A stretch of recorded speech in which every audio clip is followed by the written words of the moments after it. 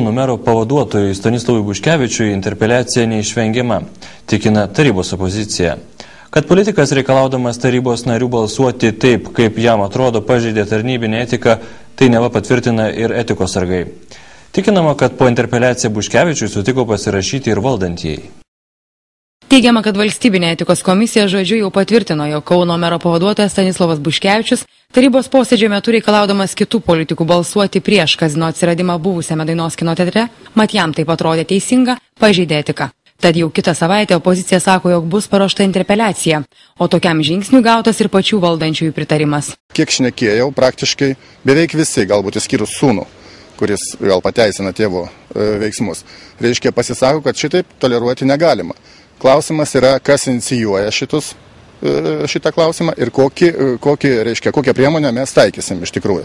Aš manau, kitos savaitės pradžioje, kai frakcijos apsitars, mes priimsim tam tikrą sprendimą, bet galiu patikinti jūs, kad visi tarybos nariai griežtai nusiteikia. Tačiau valdantieji ne visi ruošiasi pasirašyti po interpeliaciją koalicijos nariui. Mat tuo atveju patys paruoštų pagrindą sėkmės koalicijos griūčiai. Tokiu atveju būtų visos procedūros, svarstytų taryba, bet prieš tai svarstytų frakcijos, svarstytų koalicija ir būtų, manau, kad sprendimas, bent jau koalicijos, kad neparem tokios interpeliacijos, nes tai yra prieš vieną iš koalicijos partnerių. Tuo tarpu tarybos verdiktas, kuriuo nuspręsta kino teatre steigti dar vieną kazino, vicemero Stanislovo Buškevičiaus jau apskųstas Kauno prokurorams, kurių prašoma apginti viešą interesą. Mat vicemeras įsitikinęs, kad kazino Lietuvoje būti neturėtų. Savo pažadą, ką tarybos metu pasakiau, tą ir įvykdžiau.